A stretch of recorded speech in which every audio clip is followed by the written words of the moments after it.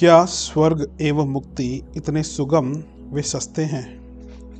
कई बार ऐसा असमंजस देखने को मिलता है जिसमें प्रतिपादन और निष्कर्ष में जमीन आसमान जैसा अंतर पाया जाता है। तब चौराहे पर खड़े व्यक्ति को सामान्य स्तर की बुद्धि के सहारे यह निर्णय करते नहीं बनता कि वह परस्पर विरोधी प्रतिपादनों और निष्कर्षों में से किसे स्वीकार और किसे अस्वीकार करे। उलझन उसे किंकर्तव्य विमूढ़ बना देती है। कर्म और उसका प्रतिफल समूचे धर्मशास्त्र, तत्वज्ञान, नीतिशास्त्र, विश्व व्यवस्था का आधार माना जाता है। दंड पुरस्कार की विधि व्यवस्था सरकारें बनाती रहती हैं। स्वर्ग और नरक की संरचना भी इसी प्रकार एक प्रयोजन के निमित्त बन पड़ी है। दर्शन शास्त्र ने नैतिकता एवं सामाजिकता के पक्ष में लोक मानस को ढालने के लिए इसी हेतु अनेकानेक तर्कों और तथ्यों का आश्रय लिया है। इसी आधार पर सम्मान और तिरस्कार का व्यवहार होते देखा गया है, जो उपयुक्त आधारों में से किसी की भी आवश्यकता या उपयोगिता नहीं रह जाती। मनुष्यों को मर्यादा पालन और वर्जनाओं का अनुशासन अपनाने के लिए भी कर्म फल की मान्यता ही अंकुश लगाती और मार्गदर्शन करती है। इसे मानवीय गरिमा का मेरुदंड कहा जाए तो भी अत्युक्ति न होगी। इतने बड़े आधार को झुठला देने में एक अनगढ़ मान्यता महती भूमिका निभाती और सब कुछ चौपट करती देखी जाती है। वह है अमुक देवता के दर्शन झांकी कर लेने, अमुक जलाशय में डुबकी लगा लेने, अमुक कथा वार्ता या पढ़ या सुन लेने, अमुक खेल खिलवाड़ स्तर के कर्मकांड पूरे कर लेने भर से पाप कर्मों के प्रतिफल का नाश निराकरण हो जाना। वर्तमान जन्म के ही नहीं, पिछले अनेक जन्मों के किए गए संचित पाप भी इन अत्यंत सस्ते क्रियाकलापों की चिन्ह पूजा कर लेने भर से उड़न छू हो जाते हैं। इसके बाद नरक की कोई संभावना शेष नहीं रह जाती और स्वर्गलोक में अनायास ही जा पहुंचने का द्वार खुल जाता है। यह धारणा किसी स्थान या कृत्य की ओर आकर्षित करने के लिए बाल प्रलोभन की तरह प्रस्तुत की गई हो तो बात कुछ समझ में भी आती है, पर जब इसे वास्तविकता या विश्वस्त मान्यता के रूप में जोर देकर कहा जाने लगे तो एक प्रकार से ऐसा लगता है कि विश्व व्यवस्था के सारे उपक्रम को उलटकर ही देखा जा रहा है। पाप कर्मों के दंड से चुटकी बजाने जैसे खिलवाड़ों के आधार पर छुटकारा मिल सकता है, तो इसकी बिल्कुल सीधी प्रतिक्रिया यही सामने आती है कि पाप कर्मों के आधार पर जो लाभ उठाए जाते रहते हैं उनसे डरने झिझकने जैसी कोई बात नहीं है। उनके दुष्परिणाम मिले ही यह कोई निश्चित बात नहीं है। शॉर्टकट मौजूद है। उस पगडंडी को अपनाकर विशालकाय भयंकर भीहड़ से क्षण भर में पार पहुंचा जा सकता है। जब दंडफल से छुटकारा पाने का इतना सरल उपाय निकल आया हो तो फिर किसी को भी ऐसा कुछ करने में संकोच नहीं करना चाहिए जिसमें लोक लज्जा या भर्त्सना, प्रताड़ना, आड़े आने का आगा पीछा सोचना पड़ता है। यह मान्यता विशेषतः अनाचारियों के लिए मन की पुरात पूरी करने, कुकृत्य करने देने जैसे अलभ्य सौभाग्य देती दिख पड़ती है। इनके रोकथाम की एक ही कारगर व्यवस्था युग युगांतरों से चली आ रही थी कि अंतःकरण में यह विश्वास गहराई तक जमाया जाए कि कोई भी कुकृत्य अंतर्यामी की जानकारी से बचकर नहीं रह सकता। वह जानकारी सुनिश्चित परिणामों से भरी पूरी है। अनाचार अपने साथ दुष्परिणाम भी कसे जकड़े रहता है। यही था वह भय जो नरपशु एवं नरपिशाचों तक की दुष्प्रवृत्तियों पर अंकुश लगाता रहा है। उसी की प्रमुख भूमिका ने अनाचारों की रोकथाम की है। साथ ही इस विश्वास को भी परिपक्व किया है कि सदाशयता अपनाने की प्रतिक्रिया स्वर्गोपम सुखद संभावनाएं सामने लाती है। जिन्होंने भी इन मान्यताओं को परिपक्व किया है, वस्तुतः उन्हें मानवीय गरिमा को अक्षुण्ण बनाए रखने में असाधारण योगदान दिया है। उन्हें जितना भी सराहा जाए उतना ही कम है। इस समूची नीतिमत्ता के दुर्ग को तो एक ही अणुबम से बिस्मार कर देने का प्रयत्न इन दिनों चल पड़ा है कि नगण्य सकाम और राई रत्ती जितना धन खर्चने भर से अमुक कर्मकांडों के सहारे समस्त पाप दंडों से छुटकारा पाया जा सकता है। इतना ही नहीं, जन्म जन्मांतरों के अनेक पीढ़ियों के पूर्वजों को भी सद्गति का अधिकारी बनाया जा सकता है। इतना सस्ता नुस्खा हाथ लग जाने के बाद कोई वज्रमूर्ख ही ऐसा बचेगा जो दुष्कर्मों के माध्यम से तत्काल मिलने वाले अनेकानेक लाभों को उठाने के लिए आतुर ना हो चले। स्वर्गीय सुखद संभावनाओं को उपलब्ध करने के लिए तपश्चर्या स्तर की संयम साधना, धर्म धारणा और परमार्थ परायणता को अनिवार्य रूप से आवश्यक माना जाता रहा है।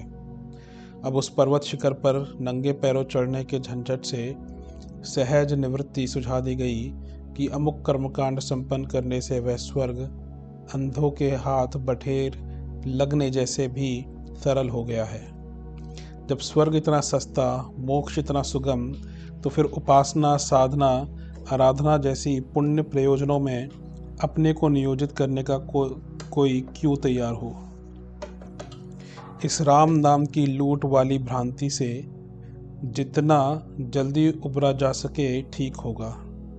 स्वामी विवेकानंद ने कहा है, यदि भगवान इसी भ्रांतिपूर्ण मान्यता के रूप में जिंदा रहेगा तो इसे समाप्त करने में हमें एक क्षण की भी देर नहीं लगनी चाहिए। बोए कांटे का देकर पाने का साधना से ही सिद्धि का सिद्धांत जब तक व्यक्ति आत्मसात नहीं कर लेता तब तक उसे सही अध्यात्म की कड़वी किंतु प्रामाणिक कुनैन खिलाते ही रहना पड़ेगा। यदि नया ईश्वर भी रचना पड़े तो इसके लिए तैयार होना पड़ेगा। पाप पुण्य की स्वसंचालित प्रक्रिया। कुछ लोग कहते हैं कि संसार में पाप ही पाप भरा पड़ा है और दुर्लभ वस्तु की भांति पुण्य का स्वल्प अंश ही यत्र तत्र देखने को मिलता है, जबकि कुछ अन्य इसके लिए ईश्वर को जिम्मेदार ठहराते हैं। कहते हैं कि यदि ईश्वर में मनुष्य के प्रति तनिक भी करुणा होती तो वह ऐसी दुनिया नहीं बनाता जो पापमय हो। इन आक्षेपों पर विचार करने से पूर्व हमें पाप पुण्य की प्रक्रिया समझनी पड़ेगी एवं यह जानना होगा कि यह है क्या। वस्तुतः मनुष्य जितने कार्य करता है उनमें से प्रत्येक कभी पाप की श्रेणी में आता है तो कभी पुण्य की। इसका निर्धारण उस परिस्थिति के आधार पर होता है जिसमें कार्य संपन्न हुआ। उदाहरण के लिए, यदि कोई व्यक्ति किसी अपराधी को अपराध कर्म करते देखकर भी छोड़ देता है तो वह पाप करता है, पर यदि दंड देता है तो यह उसका पुण्य हुआ। मगर किसी के दंड मिल चुकने के बाद भी वह उसे दंड देता है तो दाता पाप का भागी बनता है। कार्य एक ही प्रकार के होते हैं किंतु दो भिन्न अवस्थाओं में संपन्न होने के कारण एक बार वह पुण्य कहलाता है तो दूसरी बार पाप। एक ही क्रिया के दो परिणाम मिलते हैं। आखिर ऐसा क्यों? वस्तुतः हर क्रिया का एक औचित्य होता है, उसके अंतर्गत वह पुण्य और उससे परे पाप कहलाता है।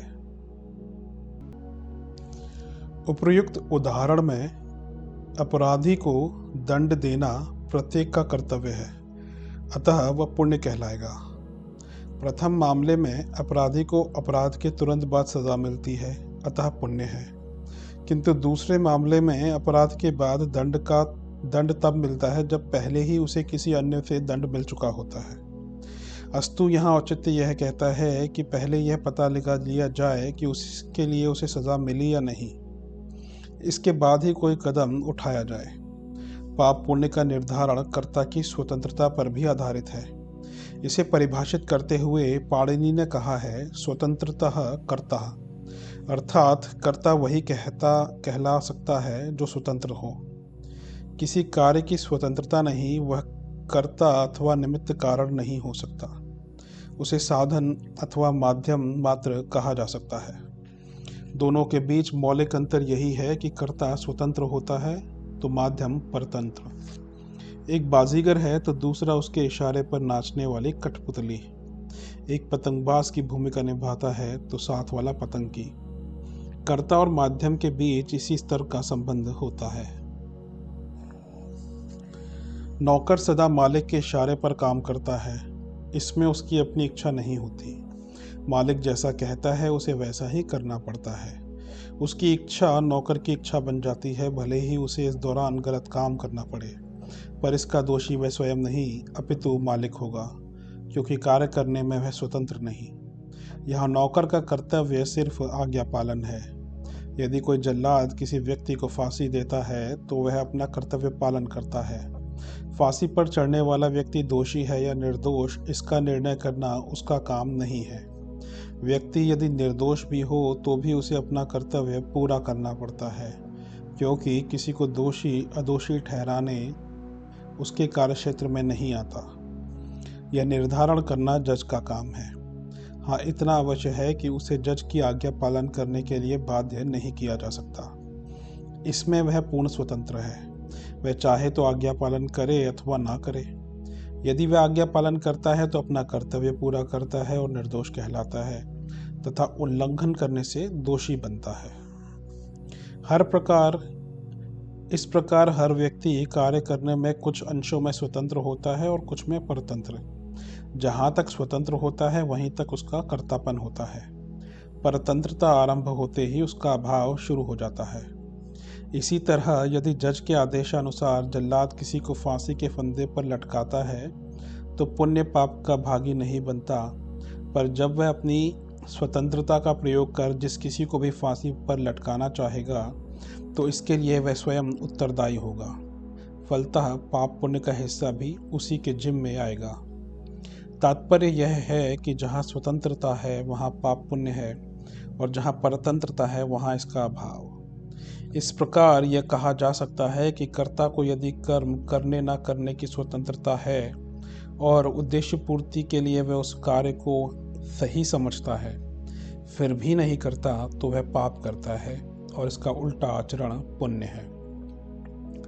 अब यदि इस पाप के लिए कोई ईश्वर को जिम्मेदार ठहराए तो वह भूल करता है। वस्तुतः ईश्वर ने इस संसार को न पापमय बनाया है न पुण्यमय। मनुष्य की यह अपनी सृष्टि है। परम सत्ता ना तो किसी को पाप के लिए प्रेरित करती है न पुण्य के लिए। इसके मूल में मनुष्य की अपनी स्वतंत्रता काम करती है। जब वह अपनी स्वतंत्रता का सदुपयोग करता है तो पुण्य का भाजन बनता है और दुरुपयोग करने से पाप का।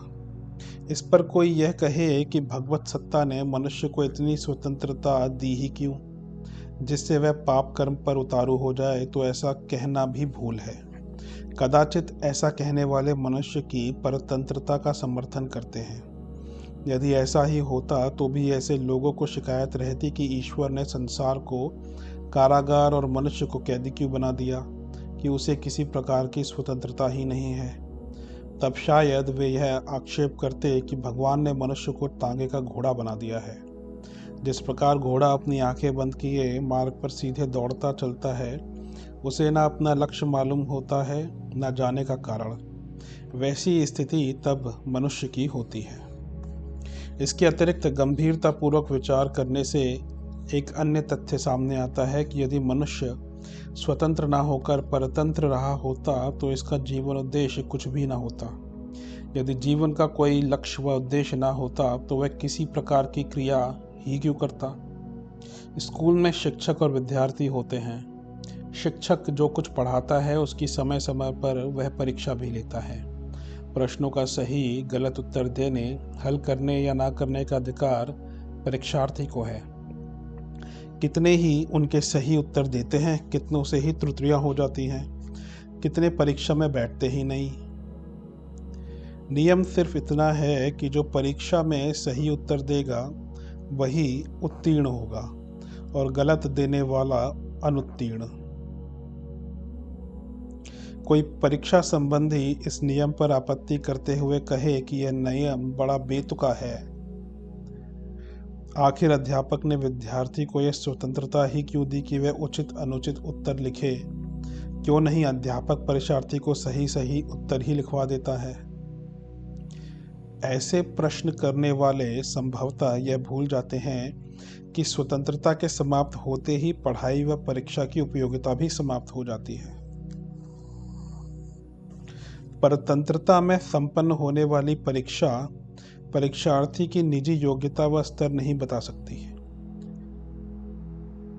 ना ही वह उसके लिए किसी प्रकार भी लाभप्रद एवं उन्नति में सहायक सिद्ध होगी। परतंत्रता से तो उल्टे उसमें जड़ता आ जाएगी। फिर तो वह पढ़ना लिखना ही बंद कर देगा, क्योंकि परीक्षा का जो उद्देश्य है, यदि वह बिना परिश्रम के ही पूरा हो रहा है तो वह किसी प्रकार का कष्ट क्यों उठाएगा।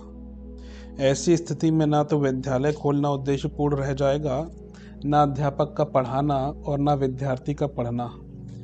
यदि स्वतंत्रता ना होती तो ना तो किसी कार्य में हमारी रुचि होती, ना हम किसी प्रकार का ज्ञान प्राप्त करते। अस्तु स्वतंत्रता मनुष्य के लिए आवश्यक थी। इस प्रकार यह कहना कि मानवीय पाप पुण्य के लिए ईश्वर जिम्मेदार है अथवा ईश्वर ने पापमय संसार की रचना की है, सर्वथा गलत है। परमेश्वर ना तो हमें पाप की अनुमति देता है और ना पाप सहन करता है। परीक्षार्थी द्वारा प्रश्नों के गलत उत्तर देने का यह अर्थ कदापि नहीं कि इसमें अध्यापक का समर्थन है और वह उसे ऐसा करने की आज्ञा देता है। वस्तुतः अध्यापक ना तो गलत उत्तर का समर्थन करता है न सहन। ऐसा तो तब होता है जब वह गलत उत्तर देने पर भी परीक्षार्थी को उत्तीर्ण कर देता, पर व्यवहार में ऐसा होता देखा नहीं जाता है। अनुचित उत्तर देने वाले सदा अनुत्तीर्ण होते हैं। यही बात पाप पुण्य के साथ भी लागू होती है। मनुष्य जब अपनी स्वतंत्रता का सदुपयोग कर औचित्य सीमा के अंदर रहते हुए कार्य करता है तो वह पुण्य का पात्र बनता है और उल्लंघन करने का पाप का भागी भी। इस प्रकार पाप पुण्य के लिए मनुष्य स्वयं जिम्मेदार है, ना कि ईश्वर। आकस्मिक सुख दुख। दैविकम दैहिकम चापि भौतिकम च तथैव हि आयाति स्वय माहुतु दुख नामेश संचया। दैविक और भी दैहिक उसी प्रकार और भौतिक दुखों का यह समूह अपने आप बुलाया हुआ आता है। अनेक बार ऐसे अवसर उपस्थित होते हैं जो प्राकृतिक नियमों के बिल्कुल विपरीत दिखाई देते हैं। एक मनुष्य उत्तम जीवन बिताता है, पर अकस्मात उसके ऊपर ऐसी विपत्ति आ जाती है मानो ईश्वर किसी घोर दुष्कर्म का दंड दे रहा हो। एक बार एक मनुष्य बुरे से बुरे कर्म करता है, पर वह चैन की वंशी बजाता है। सब प्रकार के सुख सौभाग्य उसे प्राप्त होते हैं। एक निठल्ले को लॉटरी में जुआ से या कहीं गड़ा हुआ धन मिल जाता है, किंतु दूसरा अत्यंत परिश्रमी और बुद्धिमान मनुष्य अभाव से ही ग्रसित रहता है। एक व्यक्ति स्वल्प परिश्रम से ही बड़ी भारी सफलता प्राप्त कर लेता है, दूसरा घोर प्रयत्न करने और अत्यंत सही तरीका पकड़ने पर भी असफल रहता है। ऐसे अवसरों पर प्रारब्ध, भाग्य आदि शब्दों का प्रयोग होता है। इसी प्रकार महामारी, बीमारी, अकाल मृत्यु, अतिवृष्टि, अनावृष्टि, बिजली गिरना, भूकंप, बाढ़ आदि के दैवी प्रकोप भी प्रारब्ध कहे जाते हैं। आकस्मिक दुर्घटनाएं, मानसिक आपदा, वियोग आदि वे प्रसंग जो टल नहीं सकते, इसी श्रेणी में आते हैं। यह ठीक है कि ऐसे प्रसंग कम आते हैं, किंतु प्रयत्न से उल्टा फल होने के, आकस्मिक घटना घटित हो जाने के अपवाद चाहे कितने कम क्यों ना हो, पर होते ज़रूर हैं, और वे कभी कभी ऐसे कठोर होते हैं कि उनकी उपेक्षा नहीं की जा सकती। ऐसे अवसरों पर हम में ऐसे साधारण श्रेणी का ज्ञान रखने वाले बहुत ही भ्रमित हो जाते हैं और ऐसी ऐसी धारणाएं बना लेते हैं जो जीवन के लिए बहुत ही घातक होती है। कुछ लोग तो ईश्वर पर अत्यंत कुपित होते हैं, उसे दोषी ठहराते हैं तथा भरपूर गालियां तक देते हैं, और कई नास्तिक हो जाते हैं। कहते हैं कि हमने ईश्वर का इतना भजन पूजन किया, पर उसने हमारी कुछ भी सहायता नहीं करी। ऐसे ईश्वर को पूजना व्यर्थ है। कई महानुभाव लाभ की इच्छा से साधु संत देवी देवताओं की पूजा करते हैं। यदि कुयोगवश इसी बीच में कुछ हानिकर प्रसंग आ गए तो वे उस पूजा के स्थान पर निंदा करने लगते हैं। ऐसा भी देखा गया है कि ऐसे आकस्मिक प्रसंग आने के समय ही यदि घर में कोई नया प्राणी आया हो, कोई पशु खरीदा हो, बालक उत्पन्न हुआ हो, नई बहू आई हो, तो उस घटना का दोष या श्रेय उस नवागंतुक प्राणी पर थोप दिया जाता है। यह नया बालक बड़ा भाग्यवान हुआ जो जन्मते ही इतना लाभ हुआ। यह बहू बड़ी अभागी आई कि आते ही सत्यानाश कर दिया। इस श्रेयदान या दोषारोपण के कारण कभी कभी घर में ऐसे दुखदायी कलह उठ खड़े होते हैं कि उनका स्मरण होते ही रोमांच हो आता है। हमारे परिचित एक सज्जन के घर में नई बहू आई। उन्हीं दिनों घर का एक जवान लड़का मर गया। इस मृत्यु का दोष बेचारी नई बहू पर पड़ा। सारा घर यही तानेजनी करता रहा, यह बहू बड़ी अभागी आई है, आते ही एक बलि ले ली। कुछ दिन तो इस अपमान को बेचारी निर्दोष लड़की विष के घूंट की तरह पीती रही, पर जब हर वक्त का अपमान, घर वालों का नित्य प्रति का दुर्व्यवहार सहन न कर सकी तो मिट्टी का तेल छिड़क कर जल मरी।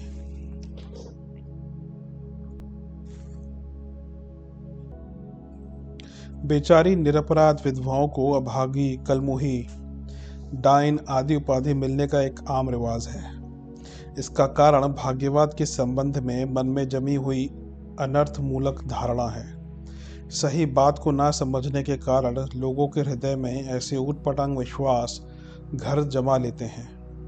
अनेक व्यक्ति तो भाग्य की वेदी पर कर्तव्य की भी बलि चढ़ा देते हैं। उनका विश्वास होता है कि जीवन में जो भी हानि लाभ होगा वह भाग्य के अनुसार होगा। अब जो कर्म किए जा रहे हैं उनका फल अगले जन्म में भले मिले, यह जीवन तो प्रारब्ध के रस्सों से ही जकड़ा हुआ है। जब उपाय करने, प्रयत्न या उद्योग करने की बात चलती है तो वह यही कहते हैं, जो भाग्य में लिखा होगा सो होगा। ब्रह्मा की लकीर को कौन मिटा सकता है? जो ईश्वर को करना होगा वह होकर रहेगा। होनी बड़ी प्रबल है। इन शब्दों का प्रयोग वास्तव में इसलिए होता है कि जब आकस्मिक दुर्घटना पर अपना वश नहीं चलता और अनहोने प्रसंग सामने आ खड़े होते हैं तो मनुष्य का मस्तिष्क बड़ा विक्षुब्ध एवं किंकर्तव्य विमूढ़ हो जाता है।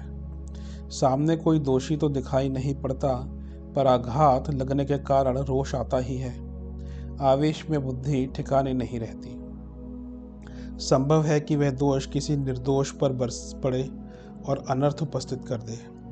इसलिए आवश्यक है कि उस क्षोभ को शांत करके किसी प्रकार संतोष धारण किया जा सके। परंतु हम देखते हैं कि आज अनेक व्यक्ति उस आपत्तिकाल के मन समझाव को कर्तव्य के ऊपर कुल्हाड़ी की तरह चलाते हैं। होते होते यह लोग उद्योग के विरोधी हो जाते हैं और अजगर तथा पक्षी की उपमा देकर भाग्य के ऊपर निर्भर रहते हैं। यदि ये सज्जन बड़े बूढ़े हुए तो अपने प्रभाव से निकटवर्ती अल्प ज्ञान वाले तरुणों और किशोरियों को भी इसी भाग्यवाद की निराशा के दलदल में डाल देते हैं। पाठक समझ गए होंगे कि आकस्मिक घटनाओं के वास्तविक कारण की जानकारी न होने से कैसी कैसी अनर्थकारक ऊटपटांग धारणाएं उपजती हैं और वे लोगों के मनों में जब गहरी घुस बैठती हैं तो जीवन प्रवाह को उल्टा, विकृत एवं बेहुदा बना देती हैं। मनुष्य जाति कर्म की गहन गति को चिरकाल से जानती है और उसके उन कारणों को जानने के लिए चिरकाल से प्रयत्न करती रही है। उसके कई हल भी अब तक तत्वदर्शियों ने ढूंढ निकाले हैं।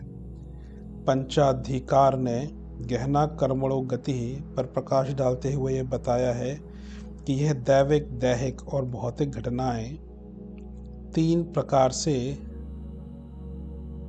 तीन प्रकार के आकस्मिक सुख दुख, संचित प्रारब्ध और क्रियमाण कर्मों के आधार पर होते हैं। दूध एक नियत समय में एक विशेष प्रक्रिया द्वारा घी बन जाता है। उसी प्रकार त्रिविध कर्म भी तीन प्रकार के फलों को उत्पन्न करते हैं।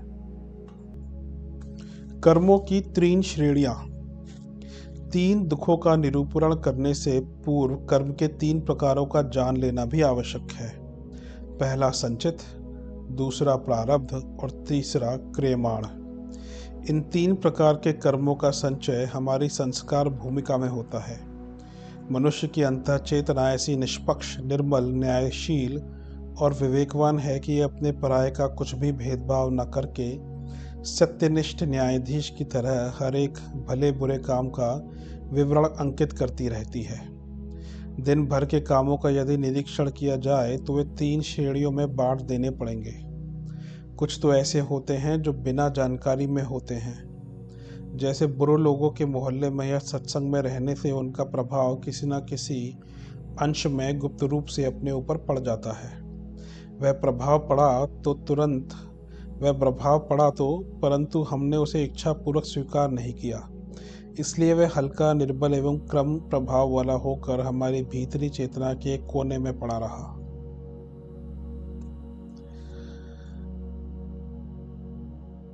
ऐसे हीनवीर संस्कार बनाने वाले संचित कर्म कहे जाते हैं, जो कार्य विवशता में दबाए जाने पर असहाय अवस्था में करने तो पड़े, पर मन की आंतरिक इच्छा यही रहे कि यदि विवशता ना होती तो इस काम को मैं कदापि ना करता। इस तरह लाचारी से जो काम करने पड़े और मन जिनके विरुद्ध विद्रोह करता रहा एवं उस काम को स्वभाव बनाकर अपना नहीं लिया, तो उस कार्य का संस्कार भी हल्का, अल्पवीर्य और कम प्रभाव वाला होता है। ऐसे काम भी संचित कर्म की ही श्रेणी में आ जाते हैं। इन संचित कर्मों के संस्कार बहुत कमज़ोर एवं हल्के होते हैं, इसलिए वे मनोभूमि के किसी अज्ञात कोने में सिमटे हुए दीर्घ काल तक पड़े रहते हैं। यदि इन्हें प्रकट होने का कोई अच्छा अवसर ना मिले तो यूं ही दबे दबाए पड़े रहते हैं, किंतु यदि उसी प्रकार के बुरे कर्म कभी जानबूझकर स्वेच्छा से विशेष मनोयोग के साथ किए गए तो वे सड़े गले संचित संस्कार भी कुल बुलाने लगते हैं और अच्छे घोड़ों के झुंड में पड़कर लंगड़े घोड़े भी चलने लगते हैं। वैसे वे भी कब्र में से निकलकर जीवित हो जाते हैं। जिस प्रकार घुना हुआ बीज भी अच्छी भूमि और अच्छी वर्षा पाकर उग जाता है, वैसे ही संचित संस्कार भी अपनी जाति के बलवान कर्मों की सहायता पाकर उगाते हैं। हिमायत पाकर उनकी हिम्मत दुगनी हो जाती है। यदि उन संचित संस्कारों को लगातार विपरीत स्वभाव के बलवान कर्म संस्कारों के साथ रहना पड़े तो वे नष्ट भी हो जाते हैं। गर्म जगह में रखा हुआ एक घड़ा पानी गर्मी के प्रभाव से आखिर 1-2 महीने में सूख ही जाता है। इसी प्रकार उत्तम कर्मों के संस्कार जमा हो रहे हों तो वे बेचारे पुराने संस्कार उनकी गर्मी में जलकर नष्ट भी हो जाते हैं। धर्म ग्रंथों में ऐसा उल्लेख मिलता है कि तीर्थ यात्रा आदि अमुक शुभ धर्म कार्य करने से इतने जन्म के पाप नष्ट हो जाते हैं। असल में वे संकेत इन अल्पवीर्य वाले संचित संस्कारों के संबंध में ही हैं। भले और बुरे दोनों ही प्रकार के संचित कर्म संस्कार अनुकूल परिस्थिति पाकर फलदायक होते हैं एवं तीव्र प्रतिकूल परिस्थितियों में नष्ट भी हो जाते हैं। प्रारब्ध वे मानसिक कर्म होते हैं जो स्वेच्छापूर्वक जानबूझकर तीव्र भावनाओं से प्रेरित होकर किए जाते हैं। इन कार्यों को विशेष मनोयोग के साथ किया जाता है, इसलिए उनका संस्कार भी बहुत बलवान होता है। हत्या, खून, डकैती, विश्वासघात, चोरी, व्यभिचार जैसे प्रचंड क्रूर कर्मों की प्रतिक्रिया अंतःकरण में बहुत ही तीव्र होती है। उस विजातीय द्रव्य को बाहर निकाल देने के लिए आध्यात्मिक पवित्रता निरंतर व्यग्र बनी रहती है और एक ना एक दिन उसे निकाल कर बाहर कर ही देती है। हम बता चुके हैं कि हमारी अंतःचेतना निष्पक्ष न्यायाधीश की तरह हमारे हर काम को देखती रहती है और उसकी न्यूनता अधिकता के परिमाण के अनुसार दंड की व्यवस्था करती रहती है। चूँकि मानसिक दंड अपने आप अंदर ही अंदर पूरा नहीं हो सकता, इसके लिए दूसरे साधनों की भी आवश्यकता होती है। अतः दंड कार्य को पूरा करने के लिए सूक्ष्म लोक में से उसी प्रकार का घटनाक्रम उपस्थित करने के लिए हमारी अंतःचेतना एक वातावरण तैयार करती है। इस तैयारी में कभी कभी बहुत समय भी लग जाता है। जैसे छल स्वभाव के निवारण के लिए शोक रूपी दंड की आवश्यकता है। अब यह देखा जाएगा कि छल किस दर्जे का है और उसकी शुद्धि किस दर्जे के शोक से पूरी होती है। अंतःचेतना वैसी ही परिस्थितियां पैदा करने में भीतर ही भीतर लगी रहेगी। वह शरीर में ऐसे तत्व पैदा करेगी जिनसे पुत्र उत्पन्न हो। उस पुत्र के शरीर में ऐसी आत्मा का मेल मिलाएगी जिससे उसके कर्मों के अनुसार 10 वर्ष ही जीना पर्याप्त हो। 10 वर्ष का पुत्र हो जाने पर वही अंतःप्रेरणा गुप्त रूप से पुत्र पर पिल पड़ेगी और उसे रोगी करके मार डालेगी एवं शोक का इच्छित अवसर पैदा कर देगी। ऐसे अवसर तैयार करने में केवल अपना ही कार्य अकेला नहीं होता, वरन दूसरे पक्ष का भी कार्य होता है। दोनों ओर की चेतनाएं अपने अपने लिए अवसर तलाश करती हैं और फिर जब उन्हें इच्छित जोड़ मिल जाता है तो एक घटना की ठीक भूमिका बंध जाती है। ऐसे कार्यों में कई बार 1, 2, 3 या कई जन्मों का समय लग जाता है। लड़की के लिए वर और वर के लिए लड़की की तलाश बहुत दिनों तक जारी रहती है। सैकड़ों प्रसंग उठाए जाते हैं, पर कुछ न कुछ कमी होने से वे तय नहीं होते। जब दोनों पक्ष रजामंद हो जाते हैं तो विवाह बहुत जल्दी ही हो जाता है। अफ्रीका में बैंसस नामक एक 6 मीटर ऊंचा झाड़ होता है। इसकी डालियों में से सूत जैसे अंकुर फूटते हैं। ये अंकुर बढ़ते हैं और इधर उधर हवा में झूलते रहते हैं। कोई एक अंकुर जब दूसरे से छू जाता है तो दोनों आपस में गुंद जाते हैं और रस्सी की तरह बल डालकर एक हो जाते हैं। जब तक दूसरे अंकुर से भेंट ना हो तब तक सूत बढ़ते ही रहते हैं और कभी ना कभी वे किसी न किसी से मिल ही जाते हैं। कोई सूत तो 4-6 अंगुल दूरी पर ही जाकर किसी से मिलकर लिपट जाता है। कोई 1.25 मीटर होने के बाद सफल होता है। यही हालत कर्म फलों की है। शारीरिक दंड एकांगी है। विष खाते ही तुरंत मृत्यु हो जाती है, परंतु मानसिक दंड में अपवाद है।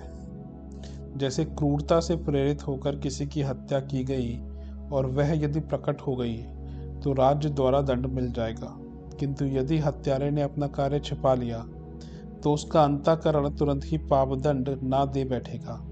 वह उसी दिन से बैंसस पेड़ की तरह अंकुर फोड़कर इस तलाश में फिरेगा कि हिंसा वृत्ति से घृणा कराने के लिए हिंसा में जो दुख होता है उसका अनुभव उसे कराऊं। जब दूसरी ओर का भी कोई ठीक अंकुर मिल जाता है तो दोनों आपस में लिपट कर एक निर्धारित घटना की भूमिका बनाते हैं। उपर्युक्त कारणों से कभी कभी अचानक सत्कर्म करते हुए भी दुख उपस्थित हो जाता है और कभी कभी बुरे काम करते हुए भी दुख नहीं मिलता। इसका कारण उपयुक्त अवसर तैयार होने में विलंब लगना ही होता है। कोई कोई आत्मदर्शी योगी ये बता देते हैं कि भविष्य में तुम्हारे लिए यह होने वाला है और सचमुच वैसा हो भी जाता है। ऐसे अवसरों पर ऐसा संदेह नहीं करना चाहिए कि मनुष्य परतंत्र है। प्रारब्ध में जो लिखा है वही होता है। आत्मदर्शी महानुभाव का भविष्य कथन मनुष्य की परतंत्रता के कारण नहीं है, वरन इसलिए है कि उन्होंने देख लिया कि इसका प्रारब्ध कर्म अब अपना ताना बाना बुन चुका है। इसका छूटना मुश्किल है, तो अपनी सूक्ष्म दृष्टि से वे अदृश्य परिस्थिति को देखकर उसे प्रकट कर देते हैं। मिसिल को देखकर और हाकिम के स्वभाव को जानकर पेशकार यह बता देता है कि क्या फैसला सुनाया जाने वाला है, पर इसका अर्थ यह नहीं है कि मुद्दालोह, गवाही, सबूत, वकील का कोई महत्व नहीं। इसके प्रारब्ध में क्या लिखा है यह बता देने का अर्थ यह है कि इसने एक समय ऐसे काम किए थे जिनका फल अब यह होने जा रहा है। तकदीर और तदबीर 2 बातें नहीं है, वरन एक ही वस्तु के 2 नाम हैं। कर्म का परिपाक लेकर जब वह फल बनता है तब तकदीर कहा जाता है। कच्चा आम तदबीर है और पका आम तकदीर है। नया कर्म तदबीर है जो आगे तकदीर बन जाएगा। इसी प्रकार पुरानी तदबीर आज फल देते समय तकदीर कही जा रही है। कर्म बछिया है और प्रारब्ध बूढ़ी गाय। समय के अंतर से एक वस्तु के 2 नाम गड़ गए हैं। क्रियमान कर्म शारीरिक है, जिनका फल प्रायः साथ ही साथ मिलता रहता है। नशा पिया कि उन्माद आया, विष खाया की मृत्यु हुई। शरीर जड़ तत्वों का बना हुआ है। भौतिक तत्व स्थूलता प्रदान होते हैं, उनमें तुरंत ही बदला मिलता है। अग्नि के छूते ही हाथ जल जाता है। नियम विरुद्ध आहार विहार करने पर रोगों की पीड़ा का, निर्बलता का अविलंब आक्रमण हो जाता है और उसकी शुद्धि भी शीघ्र हो जाती है। मजदूर परिश्रम करता है, बदले में उसे पैसे मिल जाते हैं। जिन शारीरिक कर्मों के पीछे कोई मानसिक गुत्थी नहीं होती, केवल शरीर द्वारा शरीर के लिए ही किए जाते हैं, वे क्रियमान कहलाते हैं। पाठक समझ गए होंगे कि संचित कर्मों का फल मिलना संदिग्ध है।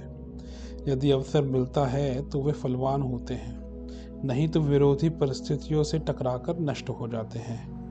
प्रारब्ध कर्मों का फल मिलना निश्चित है, परंतु उसके अनुकूल परिस्थितियां प्राप्त होने में कुछ समय लग जाता है।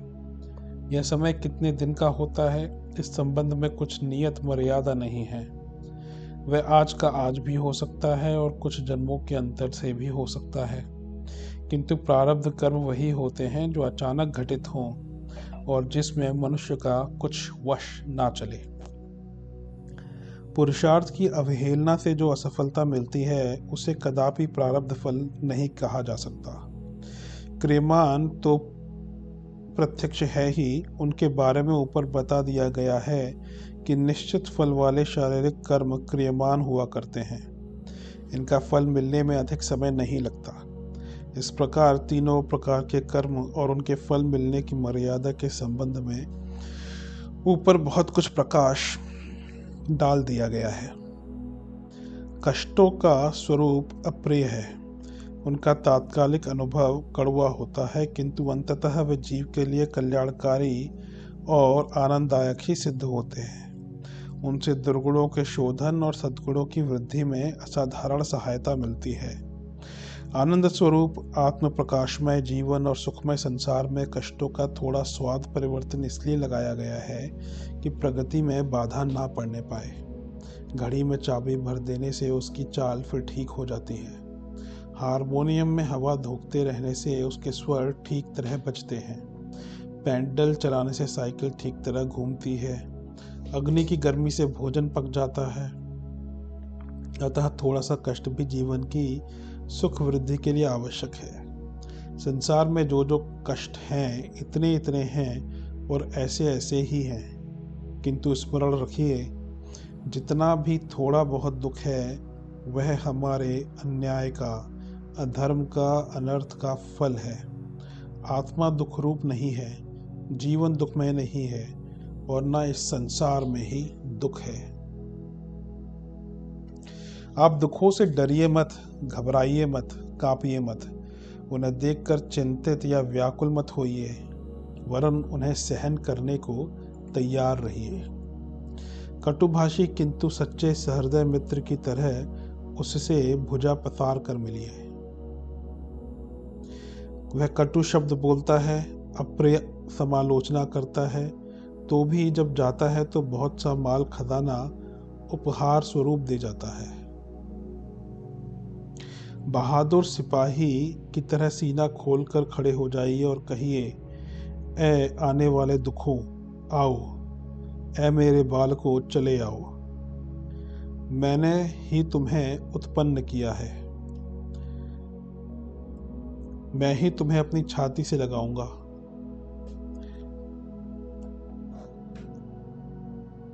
दुराचारणी वैश्या की तरह तुम्हें जार पुत्र समझकर छिपाना या भगाना नहीं चाहता, वरन सती साध्वी के धर्मपुत्र की तरह तुम मेरे अंचल में सहर्ष क्रीड़ा करो। मैं कायर नहीं जो तुम्हें देख कर रोऊं, मैं नपुंसक नहीं हूं जो तुम्हारा भार उठाने से गिड़गिड़ाऊं, मैं मिथ्याचारी नहीं हूं जो अपने किए हुए कर्म का फल भोगने से मुंह छिपाता फिरूं। मैं सत्य हूं, शिव हूं, सुंदर हूं। आओ मेरे अज्ञान के कुरूप मानस पुत्रों, चले आओ, मेरी कुटी में तुम्हारे लिए भी स्थान है। मैं शूरवीर हूँ, इसलिए हे कष्टों तुम्हें स्वीकार करने से मुंह नहीं छिपाता और ना तुमसे बचने के लिए किसी की सहायता ही चाहता हूँ। तुम मेरे साहस की परीक्षा लेने आए हो, मैं तैयार हूँ। देखो, गिड़गिड़ाता नहीं, साहस पूर्वक तुम्हें स्वीकार करने के लिए छाती खोले खड़ा हूँ। खबरदार, ऐसा मत कहना कि यह संसार बुरा है, दुष्ट है, पापी है, दुखमय है। ईश्वर की पुण्यकृति जिसके कण कण में उसने कारीगरी भर दी है कदापि बुरी नहीं हो सकती। सृष्टि पर दोषारोपण करना तो उसके कर्ता पर आक्षेप करना होगा। यह घड़ा बहुत बुरा बना है, इसका अर्थ है कुम्हार को नालायक बताना। आपका पिता नालायक नहीं है। जो आप दुनिया दुखमय है शब्द कहकर उसकी प्रतिष्ठा पर लांछन लगाते हैं। ईश्वर की पुण्य भूमि में दुख का एक कणु भी नहीं है। हमारा अज्ञान ही हमारे लिए दुख है। आइए अपने अंदर से समस्त कुविचारों और दुर्गुणों को धोकर अंतःकरण को पवित्र कर लें, जिससे दुखों की आत्यंतिक निवृत्ति हो जाए और हम परम पद को प्राप्त कर सकें। कर्मफल और उसके परित्याग, सिद्धांत की पूर्णता। कर्मफल और उसके परित्याग, सिद्धांत की अपूर्णता। तत्व दर्शन के कुछ सिद्धांतों की अनुपयुक्त व्याख्या करके उन्हें इस स्थिति में पहुंचा दिया गया है कि लोग उन्हें प्रगति के मार्ग में बाधक मानने लगे हैं और उन्हें तर्कविहीन तक कहने लगे हैं। इच्छाओं का परित्याग एक ऐसा ही प्रसंग है जिस पर तत्व दर्शन में बहुत जोर दिया गया है और कामनाओं को छोड़ देने में मानसिक शांति या मोक्ष मिलने जैसे लाभों का दिग्दर्शन कराया गया है। इस कथन का वह अर्थ नहीं है जो शब्द गठन के अनुरूप मोटी बुद्धि से लगाया जाता है। कामना त्याग का अर्थ केवल इतना है कि भौतिक महत्वाकांक्षाओं को, लिप्सा तृष्णाओं को इतना ना बढ़ने दिया जाए कि वे आकाश पाताल चूमने लगे और परिस्थितियों तथा योग्यता के साथ तालमेल ना बैठाने दें। ऐसे व्यक्ति दिवा स्वप्नों को पूरा करने में जब असफल रहते हैं तो अत्यधिक निराश हो जाते हैं और अपना मनोबल एवं प्रयास ही गवा बैठते हैं अथवा अपराधी दुष्प्रवृत्तियों पर उतर आते हैं। अपनों में से एक को अत्यधिक वैभववान बनते देखकर लोग उसके पुरुषार्थ की सराहना करने के स्थान पर ईर्ष्या करने लगते हैं। इसके अतिरिक्त भी बड़ी चढ़ी संपन्नता से सामान्य जनों को विषमता की अनुभूति होती है और वे पुरुषार्थ की नकल ना कर सकने पर वैभव प्रदर्शन का पाखंड रचते हैं तथा इसके लिए अनीति उपार्जन पर उतारू हो जाते हैं अथवा आंख में खटकने वालों को ही नीचे गिराने का प्रयत्न करते हैं।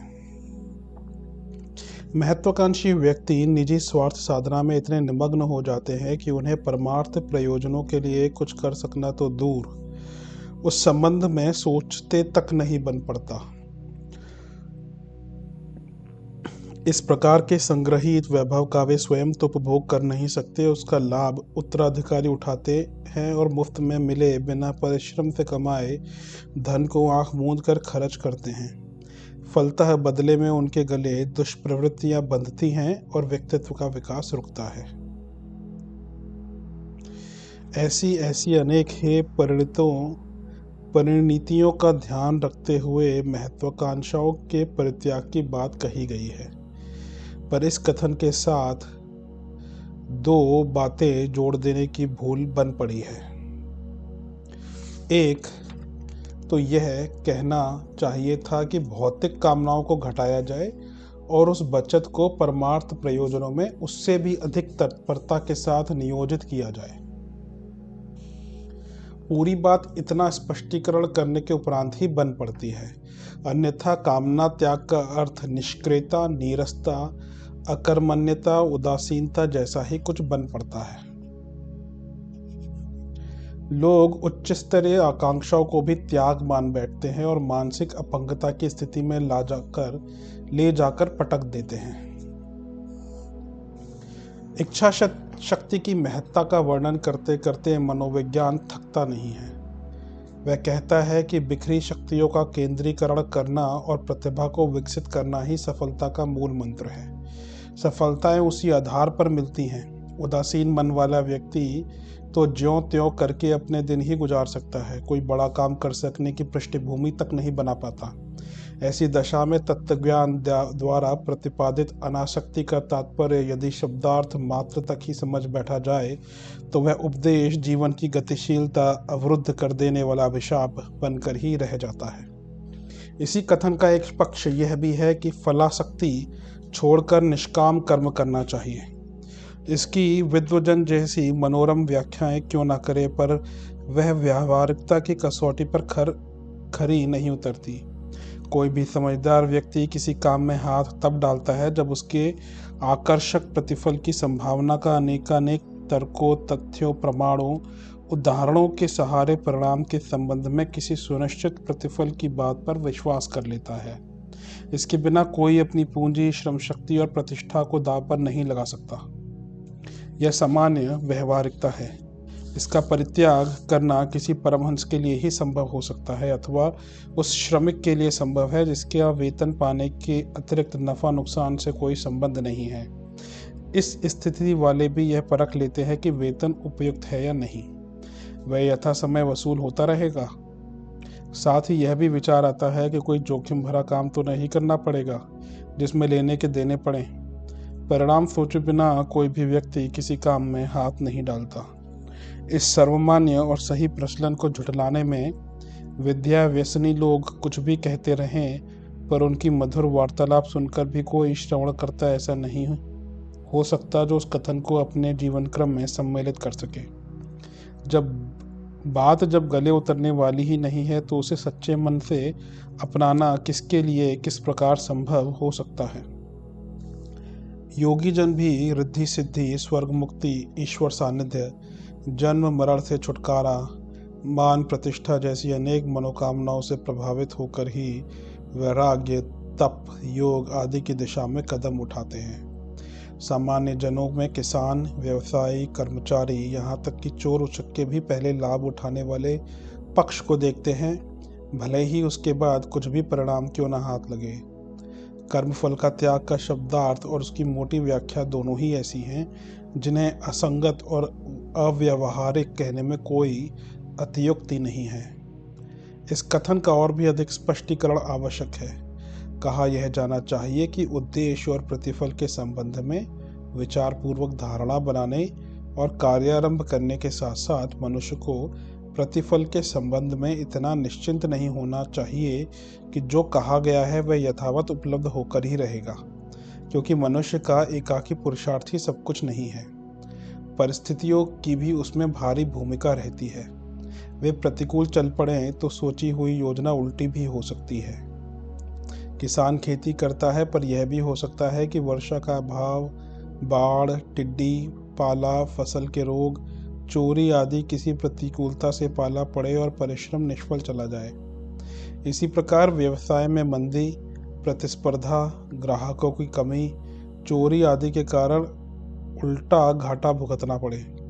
ऐसी दशा में एकांगी चिंतन करने वाले अपना मानसिक संतुलन गंवा जाते हैं और भविष्य के लिए निराश हो बैठते हैं। इस स्थिति में होना यह चाहिए कि बुरी से बुरी परिस्थिति आ धमकने पर भी उसका सामना करने के लिए तैयार रहा जाए। इस तैयारी में ब्राह्म प्रयास उतने कारगर सिद्ध नहीं होते जितने कि मानसिक। इसमें किसी आकस्मिक झटके की आशंका नहीं रहती, सतर्कता में भी कमी नहीं पड़ती। हानि की जो संभावना है उसके संबंध में समुचित सावधानी बरती जाती है। अन्यथा सफलता या असफलता का एकांगी चिंतन करने वाले अथवा उदासीन रहने वालों को अपनी ही बौद्धिक भ्रमग्रस्तता के कारण ऐसी जोखिम उठानी पड़ सकती है जिसमें कि वह हर्ष विषाद की दोनों ही परिस्थितियों में अपना संतुलन गंवा बैठें और भविष्य में कुछ करने का साहस ही न करें। कर्मफल का त्याग इसी तत्व दर्शन का समग्र रूप है। जो उससे प्रभावित हों वे उसका तात्विक अभिप्राय भी समझकर चलें, तभी वह दार्शनिक प्रतिपादन जैसा उपयोगी सिद्ध हो सकेगा, जैसा कि उसके महात्म्य वर्णन में बताया गया है।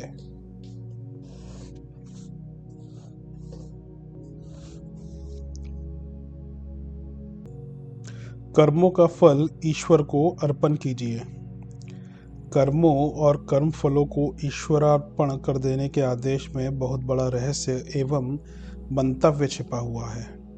जिन जिन धर्म प्रवर्तकों ने इस रहस्य को समझ लिया है, उन्होंने अपने अनुग्रह पात्र को वैसा करने का आदेश दिया है। कर्मों एवं कर्मफलों को ईश्वरार्पण कर देने में छिपे रहस्य का पता लगाने से अनेक मोटी बातें सामने आती हैं। संसार में जो कुछ क्रियाकलाप दृष्टिगोचर होते हैं, उनका मूल प्रेरणा स्रोत ईश्वर ही है, या यूँ कहना चाहिए कि यह सब कुछ ईश्वर ही करता है। प्रत्यक्ष में अधिकारियों द्वारा किए हुए सारे कार्य परोक्ष में प्रमुख राजसत्ता द्वारा ही किए हुए माने जाएंगे। मनुष्य ईश्वर का प्रतिनिधि माने कर्मचारी है, स्वतंत्र अथवा मूल कार्यकर्ता नहीं। वह जो कुछ करता है ईश्वर की प्रेरणा से, उसी की शक्ति द्वारा, उसी की हेतु यह कारण का होता है। यही कारण है कि जब जब वह उसके निर्देश के विरुद्ध स्वेच्छाचारिता बरतता है, तब तब अपदस्थ होकर दंड का भागी बनता है। वह अपनी स्वेच्छाचारिता के अपराध से मुक्त नहीं हो सकता। जिस प्रकार मनुष्य स्वेच्छाचारिता के रूप में परम प्रभु से विद्रोह करता है, उसी प्रकार कर्मों का स्वामी, संचालक एवं स्रोत परमात्मा को ना मानकर अपने को मानना भी उसके प्रति चोरी करना है। जो कर्मचारी अपने स्वामी के आदेशों का ठीक ठीक पालन करता हुआ कर्म करता है, वह उसके फलाफल का उत्तरदायी नहीं होता। उसके कर्मों का सारा परिणाम स्वयं स्वामी संभालता है और कर्मचारी निर्द्वंद्व तथा निर्भीक अवस्था में यथावत रहता है। ना उसे चिंता करने की आवश्यकता रहती है और न व्यग्र होने की।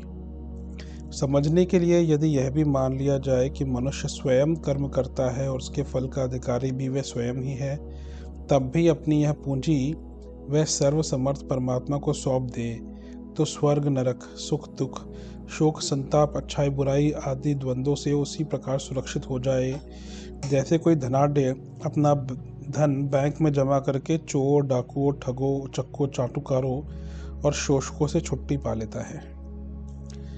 अस्तु अपने प्रत्येक कर्म को, उसके फल को उसी की संपत्ति मानकर उसी प्रकार उसे समर्पित कर देने में ईमानदारी और कल्याण है।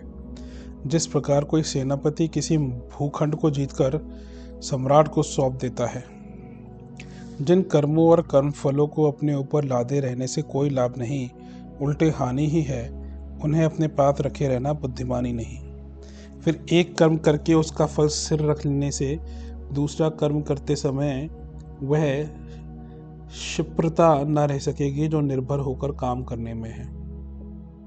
इस प्रकार एक के बाद दूसरे कर्म का भार अपने सिर पर लादते चले जाएंगे तो शीघ्र ही बहुत बड़े बोझ से दबकर सारी स्फूर्ति तथा क्षमता का अंत कर लेंगे।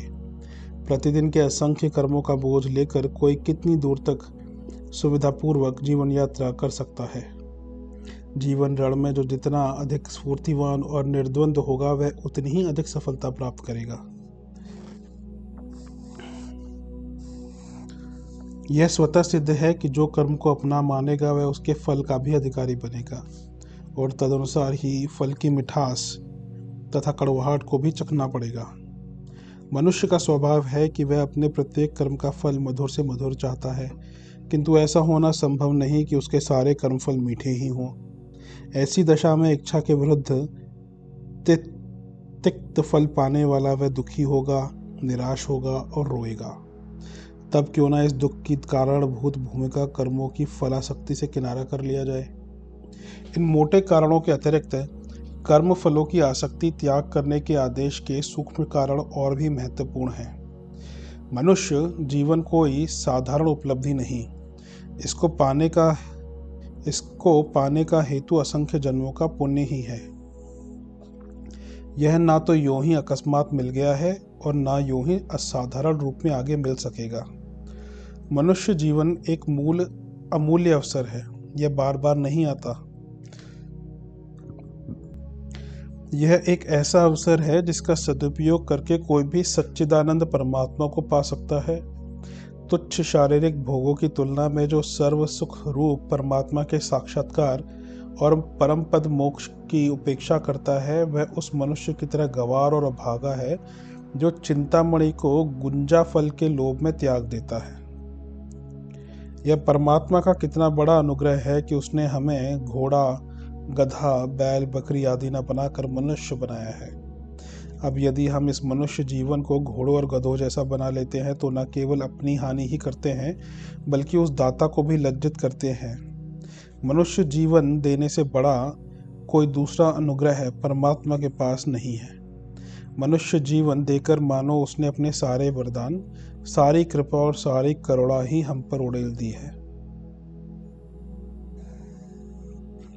कर्म फल की आसक्ति में एक बहुत बड़ा दोष यह है कि फलाकांक्षी का सारा ध्यान फल की ओर ही लगा रहता है, जिससे वह निपुणतापूर्वक कर्म नहीं कर पाता।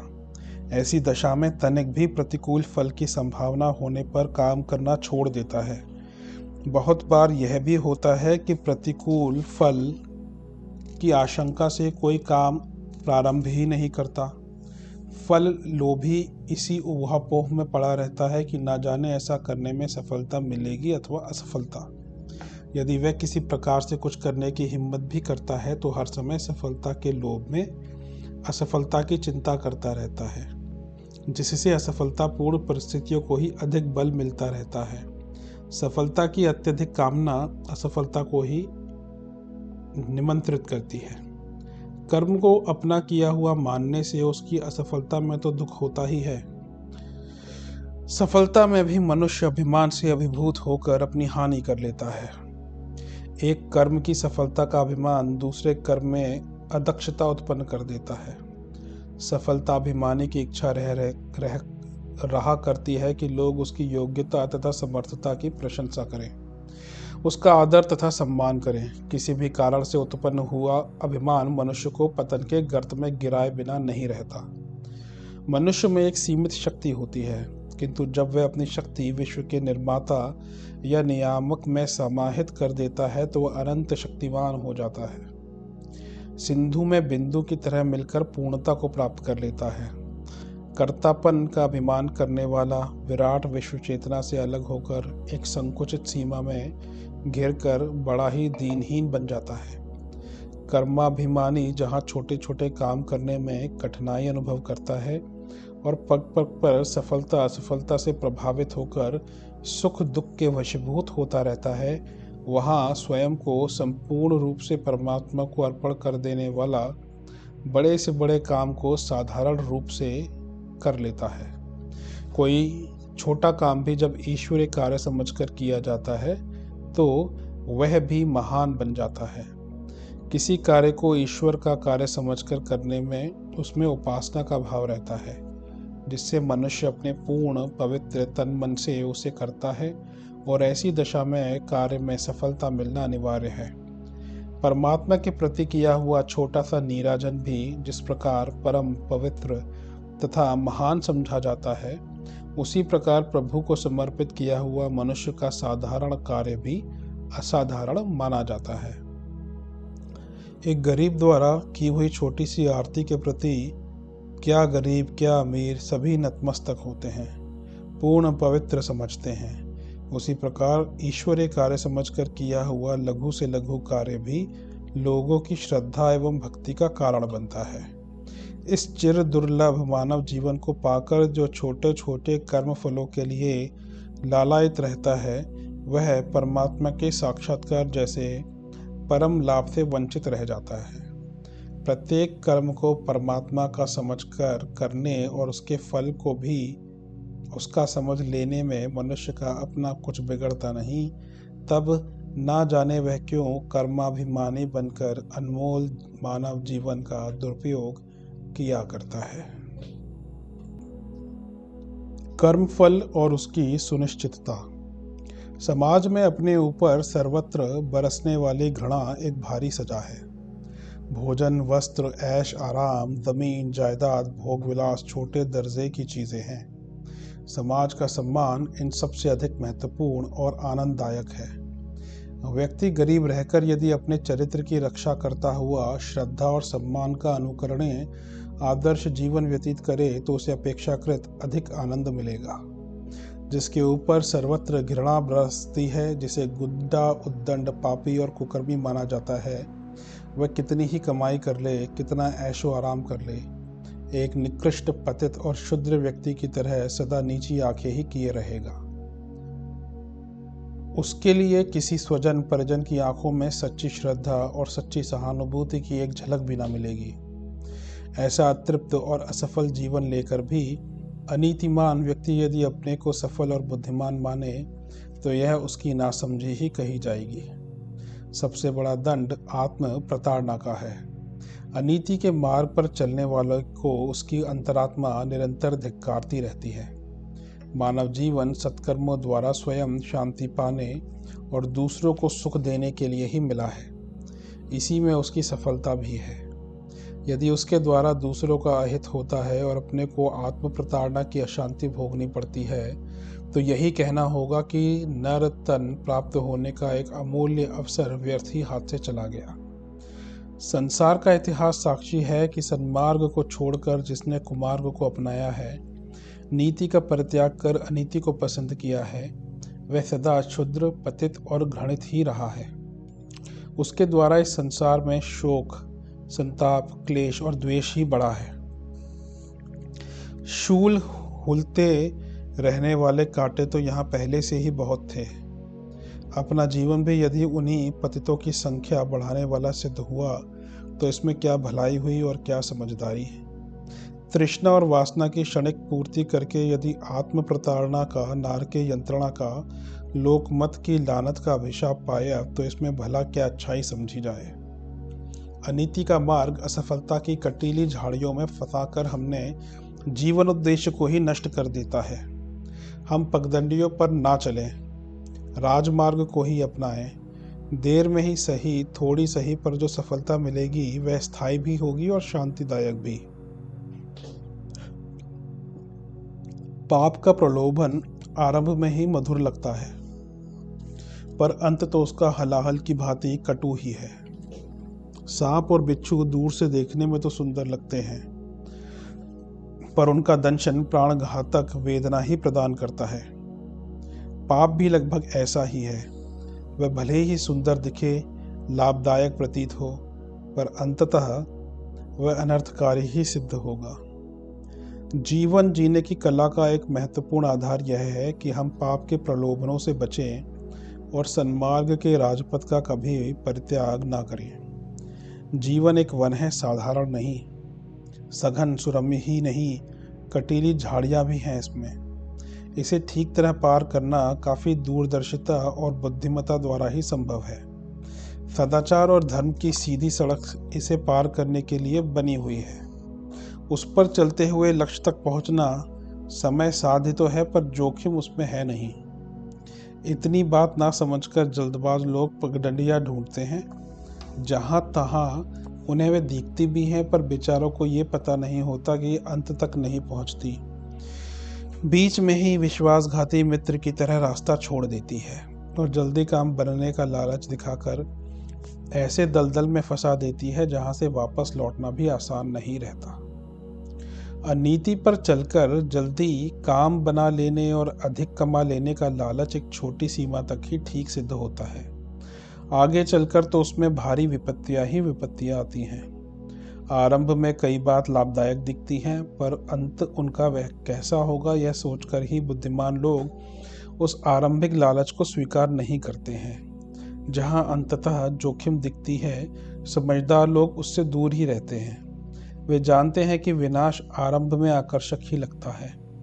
पाप के साथ आरंभिक प्रलोभनों की एक लालच भरी गुदगुदी जुड़ी रहती है। उसी से तो मूर्खों को जाल में फंसाया जाता है। शैतान का नुकीला पंजा रेशम की टोपी से ढका रहता है। मछली को पकड़ने वाली डोरी पर जरा सा आटा लगा रहता है।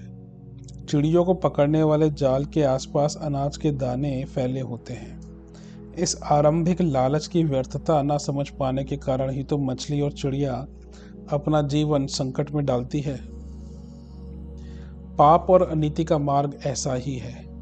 जैसे सघन वन की पगडंडियों पर चलना ऐसा ही है जैसे मछली का कांटे समेत आटा निगलना और जाल में पड़े हुए दानों के लिए चिड़ियों की तरह आगा पीछा ना सोचना। अभीष्ट कामनाओं की जल्दी से जल्दी अधिक से अधिक मात्रा में पूर्ति हो जाए, इस लालच से लोग वह काम करना चाहते हैं जो तुरंत सफलता की मंजिल तक पहुंचा दे। जल्दी और अधिकता दोनों ही बातें अच्छी हैं, पर यदि उनके लिए यात्रा का उद्देश्य ही नष्ट होता है तब उन्हें बुद्धिमत्ता नहीं माना जाएगा। चोरी, बेईमानी, झूठ, छल, विश्वासघात, अनीति, अपहरण, पाप, व्यभिचार आदि को आरंभ करते समय यही सोचा जाता है कि एक बढ़िया लाभ तुरंत प्राप्त होगा। ईमानदारी के राजमार्ग पर चलते हुए मंजिल देर में पूरी होती है। उसमें सीमा और मर्यादाओं का भी बंधन है, पर पाप मार्ग में चलते हुए ऐसा लगता है कि मनमाना लोगों को ठगने और कमजोरों को डराने से सहज ही बड़ा लाभ कमाया जा सकता है। अशक्त से उसकी वस्तुएं छीन लेना थोड़ी सी चालाकी से ही सुगम हो जाता है।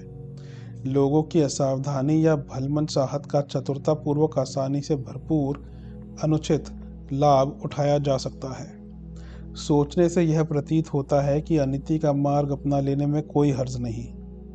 कितने ही ऐसे उदाहरण भी सामने आते हैं कि अमुक व्यक्तियों ने अनीति का मार्ग अपनाया और जल्दी ही बहुत लाभ कमा लिया। फिर हम भी ऐसा ही क्यों ना करें। आरंभिक लाभ को ही सब कुछ समझने वाले लोग मछली, चिड़ियों और पगडंडी पर दौड़ पड़ने वालों की तरह की अपेक्षा अपने को बुद्धिमान मानते और अपनी चतुरता पर गर्व भी करते हैं, पर जल्द ही स्पष्ट हो जाता है कि जैसा सोचा गया था वस्तुतः वैसी बात है नहीं। पाप का दुष्परिणाम आज नहीं तो कल सामने आने ही वाला है। पारा खाकर उसे कोई हजम कर नहीं सकता। वह देर सवेर में शरीर को फोड़कर बाहर ही निकलेगा।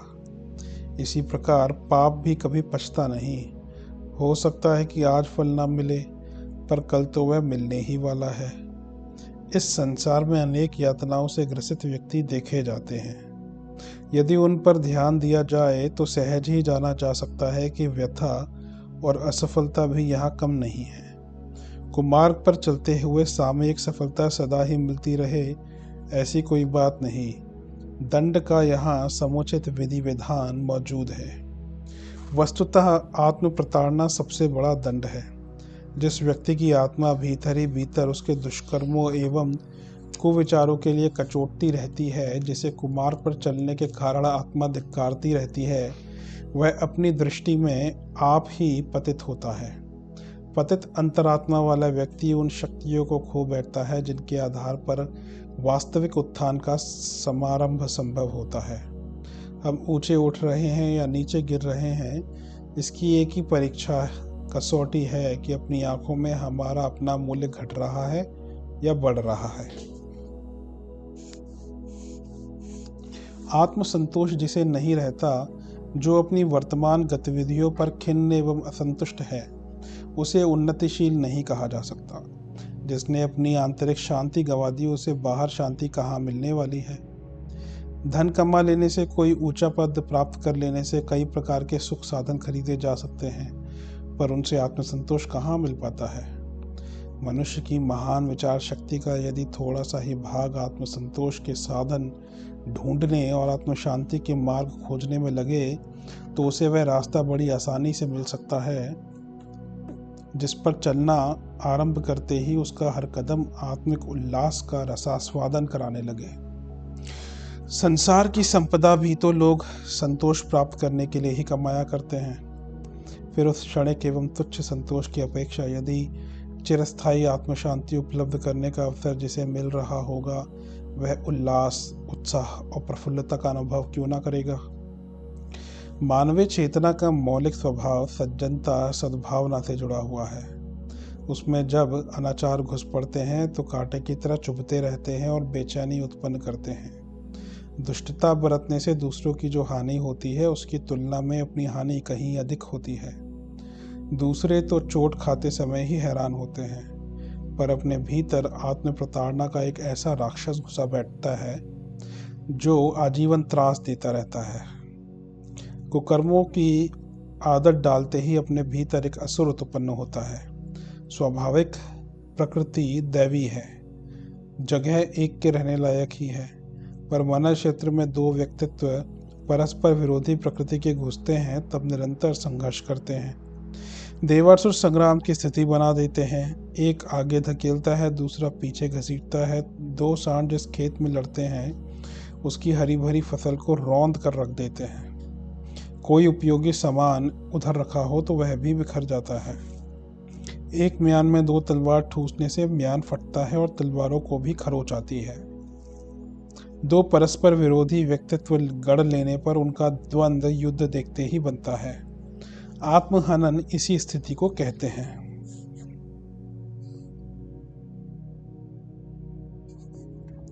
संसार में पागलपन तेजी से बढ़ रहा है। आंकड़े बताते हैं कि शारीरिक रोगियों की तुलना में मानसिक रोगियों की संख्या कई गुनी अधिक है। सनकी एवं अर्ध विक्षिप्तों की संख्या गिनी जाए और उनके द्वारा हानियों का लेखा जोखा लगाया जाए तो प्रतीत होगा कि मानव समाज की सबसे बड़ी समस्या यही है, गरीबी से भी बड़ी।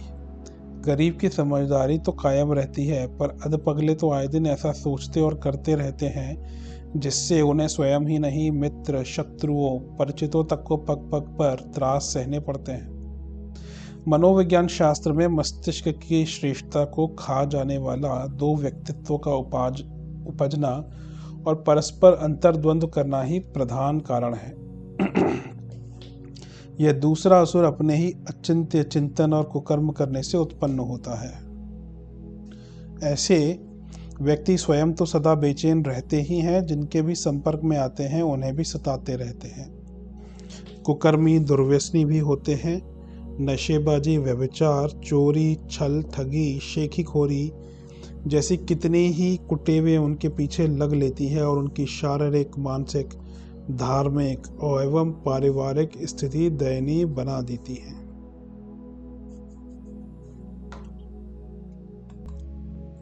ऐसे लोगों पर से दूसरों का विश्वास उठ जाता है। अविश्वासी के साथ कोई आदान प्रदान नहीं करता। सहयोग देना तो दूर, साथियों का अविश्वास पात्र बना हुआ व्यक्ति मरघट के भूत की तरह एकाकी रह जाता है। समय पर काम आने वाला उसका एक भी मित्र नहीं रहता। चाटुकार ही स्वार्थ सिद्धि के लिए पीछे लगे रहते हैं और जब उन्हें उसमें कमी दिखती है तो छिटक कर अलग हो जाते हैं। यह हानि साधारण नहीं समझी जानी चाहिए। व्यक्तित्व गंवा बैठने के उपरांत फिर आदमी के पास बचता ही क्या है?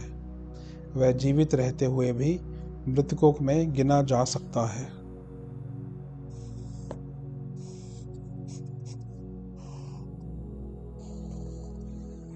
यह नारकीय स्थिति है।